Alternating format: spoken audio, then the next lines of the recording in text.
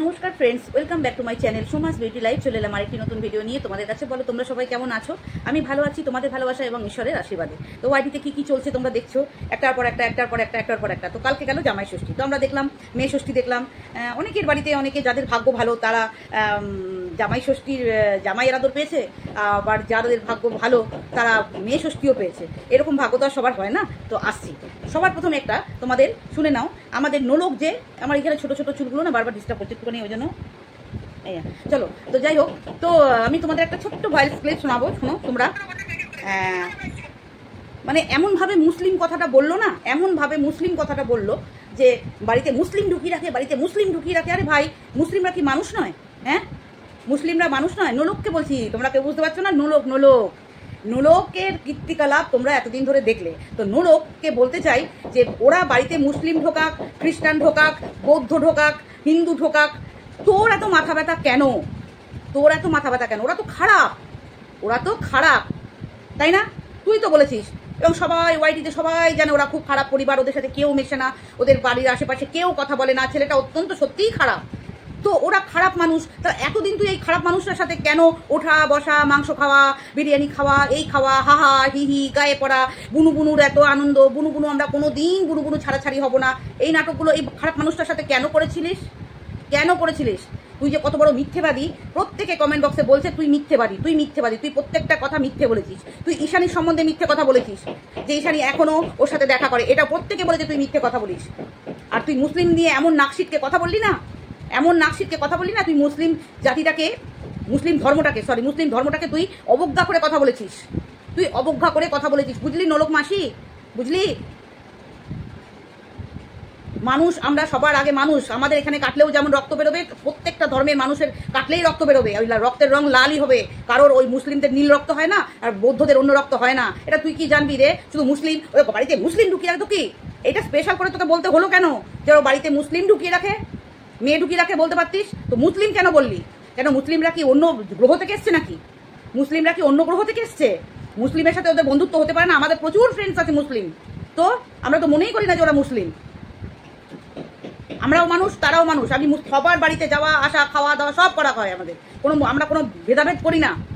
আর তুই কিনা বললি মুসলিমের মেয়ে ঢুকিয়ে রাখে, তার মানে কি মুসলিমটা আলাদা গ্রহ থেকে এসছে? অসভ্য ছোট লোক মহিলা। চলো, নোলকের এটা তো বললাম। এরপরে আসি আমি, এই যে জামাই ষষ্ঠী হলো, যেটা ব্যাপার তোমরা দেখলে, সেখানে আমাদের এই মনার মা, এই বলদি চিঙ্কি অনেক কথা বলেছে যে ওনাকে নাকি ম্যাডাম জোর করে নিয়ে গেছে, সেই জন্য দাঁড়িয়েছে, নাহলে দাঁড়াতো না, নাহলে যেত না। তো জানি না, উনি মনে হয় দুধ ফিডিং করে, না হলে মাথায় হয়তো পোকা আছে, সেই জন্য ওই বুদ্ধি কিছু নাই যে আমাকে কখন কোথায় যেতে হবে না যেতে হবে। তো এখনও উনি খুব বাজে। দুদিন আগেই শুনলাম হা করছিল, আমাকে বাঁচান। আবার এখন নিন্দে, মানে ওনার পাল্টি বাজ খেতে তো সময় লাগে না, তোমরা সবাই জানো। তো সেটা গেল। তো জামাইকে ষষ্ঠী করাতে না পারায় উনি গিয়ে মেয়েকে বরণ করছে। এসো মা লক্ষ্মী, কি অবস্থা না? অত নাটক করার দরকার ছিল? কিরে বলদি, হ্যাঁ, এত নাটক করার দরকার ছিল? যে তুই তোর মেয়েকে খুব ভালোবাসিস, জানি তো। মেয়ে আকাশের চাঁদ চাইলে তুই আকাশ থেকে চাঁদও পেরে এনে দিবি। আর এইটা করেই তুই বিগড়েছিস তোর মেয়েকে। বাবা মা প্রত্যেকটা সৎ বাবা বলে ভালোবেসেছিস বেশি নাকি? হ্যাঁ, আবার এটাও বলতে ছাড়িসনি যে তোকে ভোগ করতে চায় তোর বাবা, এখন আমাকে চায় না, তোকে চায়। তোর মুখের কথা লজ্জা করে না? একটুও লজ্জা বোধ, মান সম্মান বলে কিচ্ছু নেই না? এতটাই জঘন্য। তো যাই হোক, তোর নামে যেগুলো চলছে, ম্যাডামকে আবারও বলবো যে এদের নামে যেই কেসগুলো বাকি হচ্ছে না হচ্ছে, সেগুলো আপনি ভালোভাবে ডিটেলসভাবে এগুলোর উদ্ঘাটন করুন, আর যার যেটা ন্যায্য শাস্তি সে যেন সেটা পায়, 1 নম্বর। এরপরে আসি আমি, যদিও তার নামটা সে খুব ভালো আছে, দিশানি, ভীষণ ভালো আছে। যদিও সত্যি বিয়ে হয়ে গেছে, যেন আমি ভগবানের কাছে প্রে করবো ওর সঠিক জায়গায় মেয়েটা গিয়ে পৌঁছেছে। এবং এটা যদি ম্যাডাম ঠিক করে দেয়, যদি এটা ম্যাডামে যেটা শুনেছি সেটা যদি সত্যি হয়, তাহলে বলবো খুব ভালো কাজ করেছে। যদি এই ছেলেটার সাথে সত্যি ওর বিয়ে হয়ে থাকে, খুব ভালো করেছে, রেজিস্ট্রি হয়ে গেছে। আমরা ওদের খুব তাড়াতাড়ি স্ক্রিনে দেখতে চাই, সত্যি খুব তাড়াতাড়ি স্ক্রিনে দেখতে চাই। সবাই দেখবো, আর অন্যেরা জ্বলবে আর ফুলবে, লুচির মতো ফুলবে। বলো কারা জ্বলবে আর লুচির মতো ফুলবে? হ্যাঁ, যে এতদিন এই মেয়েটাকে মোহরা বানিয়ে এত কিছু করেছে, যে এই মেয়েটার প্রতি আমার হাজবেন্ডের প্রচুর অ্যাট্রাকশন, এই মেয়েটার প্রতি আমার স্বামীর খুব অ্যাট্রাকশন বলে আমাকে। তা তোর মধ্যে কি আছে রে? তোর মধ্যে, মেয়েদের মধ্যে তো একটা কিছু থাকে যে স্বামীকে তার কাছে বেঁধে রাখার মতো। তাহলে তোর কাছে তুই একটা ফেলিওর ওমেন, মানে ওমেন না, কি বলবো, বাচ্চা, ননো ননো। হ্যাঁ, তুই একটা ফেলিওর ননো। হ্যাঁ, তোর মায়ের কাছে তো ননো, তুই সারা জীবনই ননোই থাকবি। যে নিজের স্বামীকে, নিজের স্বামীর মন পর্যন্ত পৌঁছাতে পারিসনি 3 বছরে। আর যেই মেয়েটা 11 মাস না কত, 8 মাস 9 মাস না ক মাস ঘর করেছে আমি ঠিক জানি না, প্রথমটা, সেই মেয়েটার প্রতি অ্যাট্রাকশন চলে গেল কেন? তোর কোথায় খামতি? তোর খামতিটা কোথায় ছিল সেটা খুঁজে বার কর, বুঝেছিস? নিজের হাজবেন্ড অন্যদিকে চলে যাবে, এটা হলো কেন? কোনখানটায় তোর ঘাটতি ছিল যে নিজের হাজবেন্ড অন্য মেয়ের প্রতি আসক্ত হয়ে যায়? হ্যাঁ, আচ্ছা এবার আসি আমি একটু ঝাপনের কথায়। আচ্ছা, শুনলাম এই ম্যাডামের ভিডিও থেকে শুনলাম নাকি ঝাপন এই দিশানি নামক মেয়েটির অনেক রকম কেস করে রেখেছে। কেন কেন করেছে? আমি তো কিছু মাথায় আসছে না। 3 বছর ধরে তার মেয়ের সাথে বিয়ে হয়ে গেছে, একবার বাপের বাড়ি মায়ের কাছে আসতে যাচ্ছে, নানা রকম কিচ্ছা কাহানি করেছে। হ্যাঁ, তো মেয়েটা কেন মাঝখান থেকে এলো? এই মেয়েটা কেন এলো? এর সাথে তো ডিভোর্স হয়ে গেছিল। আমাদের প্রথম যে ইছানি তার সাথে তো ডিভোর্স হয়ে গেছিল। তাহলে মেয়েটাকে নিয়ে কেন কেস করেছিল? মানে ওনার কাছে এটা খুব জলভাত, এবং উনি ভাবছে এইভাবে মানুষকে দমানো যাবে, তাই তো? রাখে গড়ি মারে কে, যার উপরে ঈশ্বরের মতো ঈশ্বরের হাত থাকে না যেসব মানুষের উপর, তার উপর কেউ কোনো কিছু বর্তাতে পারে না। এটা পাপনকে বললাম আমি, পাপন ঝাপন। আর অনেক বড় বড় কথা বলেছে। এই যে এতদিন, এই 3 বছরের লড়াই, এই যে 3 বছরের লড়াই চললো না, আমি অনেকবার বলেছি এটার পিছনে সম্পূর্ণ রূপে হাত আছে পাপনের হাত আছে। যে উনি এক তো কোনো অ্যাট্রাকশন আছে কিনা আমি জানি না, আমার বলতেও মুখে কানে শুনতে খারাপ লাগছে যে কোনো অ্যাট্রাকশন ওর এই মেয়েটার প্রতি আছে কিনা আমি জানি না। তার মাই বলেছে, মেয়েই বলেছে, দুজনাই বলেছে, এটা আমার কথা নয়, তাদের কথার উপর ভিত্তি করেই বলছি যে ওই মেয়েটার প্রতি কোনো হয়তো নোংরা মানসিকতা সে বহন করে, যার জন্য যতবারই সে শ্বশুরবাড়ি যেত সে বাড়ি ছেড়ে চলে যেত। কেন? মনে গাম হতো, মানে দুঃখ হতো। আবার যখন ও মেয়েটা বাড়িতে আসতো তখন তার বাবা ফেরত আসতো। এগুলোর মানে কি? এগুলোর মানে তোমরা বুঝতে পারছো ব্যাপারটা কি, কোথায় ঘাপলাটা আছে?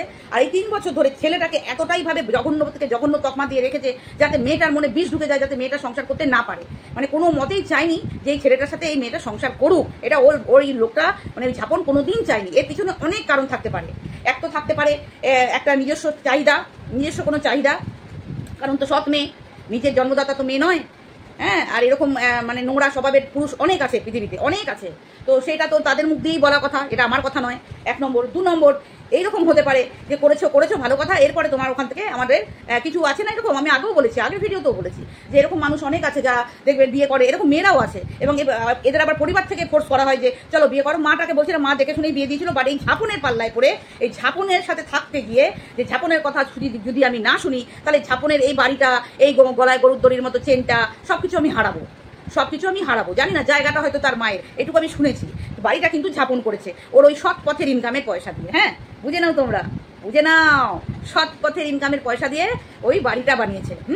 তো সেই বাড়িটা হাতছাড়া হয়ে যাবে। তো এই জন্য ঝাপনকে সাথ দিতে গিয়ে একটার পর একটা ভুল অনবরত এই বলদি চিংকি করে গেছে তার মেয়ের সাথে। প্লাস তার তো একটা মোটিভ আছেই যে আমি সঙ্গে সঙ্গে পাবলিক করবো, আর হুড় করে লোক শুনতে আসবে, এই নোংরা কেচ্ছাগুলো লোকে শুনতে আসবে। তো এই করে মেয়ের সংসারটাকে নষ্ট করলো। তবে আমার মনে হয় না এই মেয়ে সংসার করতে পারবে।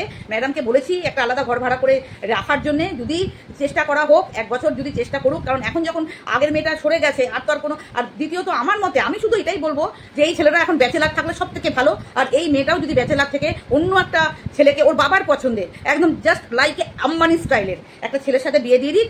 আর ডিভোর্স, হ্যাঁ, যদি ডিভোর্স হয় তো ভালো, খুব ভালো, এটাই হবে বেস্ট অপশান। বাট সবাই যখন চেষ্টা করছে ওকে সংসার করানোর জন্য, তো সেই ক্ষেত্রে আমার কথা তো তার হবে না যে ডিভোর্স দিয়ে দিলে সব থেকে বেস্ট হয়। বাট এই মেয়ে কিন্তু সংসার করতে পারবে না। আবারও এদের এরকম ঝুটঝামেলা হবে। আলাদা একবার হয়েছিল, তবুও আমি বলেছি যে আলাদা থাকার জন্য আর একবার একদম লাস্ট ট্রাই করা, এটা একদম লাস্ট। তারপরে যেটা হিল্লে হওয়ার একটা হিল্লে হয়ে যাবে। তবে বেস্ট এখন দুজনাই ব্যাচেলার থাকা। ওর বাবার মায়ের পছন্দের ছেলেকে বিয়ে করুক, জাস্ট লাইক আম্বানি স্টাইলের। আর তা না হলে ওই যে ভাড়া বাড়িতে গিয়ে যেমন করে একটা মেয়ে সংসার করে তেমন ভাবে সংসার করলে, তবে যদি পারে, যদি কারণ আমার মন বলছে, আমার ইনটিউশন বলছে পারবে না। কারণ এর 3 বছরের যদি আমরা দেখি, ব্যাকে চলে যাই, তাহলেই বুঝতে পারবো যে এ কিন্তু 1 গ্লাস নাকি জল গড়িয়ে খেতে পারে না। এইরকম করে যখন কথা বললে, তাহলে কি করলে বাসন মাজতে হবে হাত দিয়ে, ঝাড়ু দিতে হবে, হ্যাঁ, রান্না খুন্তি দিয়ে রান্না করতে হবে, খেতে দিতে হবে। এগুলো তুমি কি করবে মন্না? তুমি কি অন্য গ্রহের পেটের থেকে জন্ম নিয়েছো? স্পেশাল তোমার এই হাত দুটো কি স্বর্ণ দিয়ে বাঁধানো? যে তুমি কিছু করতে পারো না? হ্যাঁ, ন্যাকা ষষ্ঠী, সব কাজ করতে হবে, সব কাজ। ম্যাডাম যদি এটা করে, আমি শুধু বলবো যদি আলাদা ভাড়া বা বাড়িতে ব্যবস্থা করে দেয়, ওখানে সব কাজ করে সংসার করতে হবে। সংসার বলছে না সবাই, সংসার করবে, সংসার করতে হলো না, সংসার জুড়তে হবে। এই সংসার যদি করতে হয় তাহলে সংসার করতে গেলে যা যা করতে হয় একটা মেয়েকে, সেটা করা উচিত এবং দরকার। তো প্রথমত শ্বশুর বাড়িতে হচ্ছে না, একটি মাত্র শাশুড়ি আর একটি মাত্র শ্বশুর, তাকে নিয়ে তো সে থাকতে পারছে না। তবে ওটা যখন হলো না, তখন একবার চেষ্টা করা যাক যে আলাদা থাকতে পারে কিনা। এটাই লাস্ট। এরপর যদি কিছু হয় তারপরে কিন্তু তুমি টাটা বাই বাই করে তুমি আম্বানি স্টাইলের ছেলে খুঁজবে। আর এসব ছেলে খোঁজা তোমার বাবার জন্য কোনো ব্যাপারই না। তোমার বাবা বিশাল উঁচু উঁচু হাত আছে তোমার বাবার, আম্বানির সাথেও হয়তো ফোনে কথা হয়। তো তোমার বাবাকে বলবে, মানে সৎ বাবাকে বলবে যে বাবা আমাকে একটা আম্বানি স্টাইলের ছেলে দেখে দাও, যেখানে আমি আম্বানির যে ওয়াইফ তার মতো যেন লাইফটা চালাতে পারি। তা না হলে তুমি মনা তুমি এইরকম বাড়িতে এমন ছেলে চুজ করেছো যেখানে তো তোমার লাইফস্টাইলের সাথে ম্যাচই হয় না। হ্যাঁ, আর তোমার দিনে ক প্যাকেট লাগে সিগারেটটা, এটা ক প্যাকেট লাগে? হ্যাঁ, ওটা তো তুমি নিজে ইনকাম করে তুমি ফুঁকবে। ওইটা ফুঁকে তো ছোট দুটো পুরো কালো করে নিয়েছো। আর জল টলও হয়তো দাও ভিতরে। তো সেইগুলো যদি তোমার হাজব্যান্ড অ্যালাউ করে বাড়িতে, তো খাবে দুজন মিলে, বিন্দাস খাবে। কে বানা করেছে? নিজের বাড়িতে তুমি এটা খুলবে না, এটা করবে, সেটা আমাদের না দেখালেই হলো। দেখালেই পরি বাটাম খাবে, বুঝেছো? বাটাম খাবে, দেখালেই বাটাম খাবে। কারণ তোমার তো আবার এইটারও খরচা আছে না, এইটারও খরচা আছে। কি স্টাইল, লাইফস্টাইল, তাই না? বাহ, ভেরি গুড। তো চলো মনা, তোমাকে কিন্তু কাজ করতে হবে। যদি তোমার এই ছেলের সাথে বিয়ে করতে ইচ্ছা, মানে আবার সংসার করতে ইচ্ছা করে, আর যদি ভাবো যে না আমি ওর কাছে যাব, আমার কথা শুনতে হবে, নো, সব তোমার ব্যাপার চলবে না মনা, সব তোমার ব্যাপার চলবে না। সংসারে শুধু বইয়ের কথা চলে এমনটা তো নয়। আমরাও সংসার করছি, গোটা দুনিয়াভর পৃথিবীতে যত মহিলা আছে সবাই সংসার করছে। যারা এরকম ভাবে যে আমার ডিসিশনটাই সর্বা, আমি যা বলবো সবকিছু হবে, আমার চাহাত হচ্ছে না, আমাকে এটা করা হচ্ছে না, সব আমি যদি ভাবো, তাহলে তুমি ছেড়ে তুমি আমি নিয়ে চলে যাও। আর যদি ভালো সবাইকে নিয়ে আমি সংসার করবো যেমন সবাই করছে, তাহলে তুমি যাও করতে। আর তা নাহলে ম্যাডামকে বলবো এদেরকে হিল্লে করে দিন, ইস্পার উস্পার করে দিন। কারণ একে 1 বছর টাইম দেওয়া মানে 1 বছর নাটক চলবে, এটাকে আপনাকে বলে দিলাম আমি। এই 1 বছর নাটক চলবে, এদেরকে সুযোগ দেওয়া মানে আবার 1 বছর নাটক চলবে। ছেলেটা তো বলছে যে আমি এখন সংসার করতে চাই, তো ঠিক আছে, যখন ও বলছে সংসার করতে চাই, এখন আবার বলছে বলছে আমি সংসার করতে চাই না, মানে এটা আবার এখন নতুন নাটক। তো আপনি যখন এদের ব্যাপারটা জোড়াতে এসছেন, নয় জোড়ান নয় ছাড়ান, নয় জড়িয়ে দিন নয় ছাড়িয়ে দিন, দুটোর মধ্যে একটা করে দিন। এদের এই আটকে গলার এখানে কাটা ফাঁসিয়ে রাখার মতো আর ওদেরও ফেসে রয়েছে, আর আমাদের মতো পাবলিকরাও গলায় কাটা ফাঁসার মতো ফেসে রেখেছি। ঠিক আছে, তো এদের নয় জুড়িয়ে দিয়ে দেখুন 1 বছর মনে হয় টিকবে না, 6 মাস দিন টাইম, 6 মাসের জন্য একটা ঘর ভাড়া নিয়ে এদেরকে ঢুকিয়ে দেখুন কি পরিণতি হয়, দেখুন।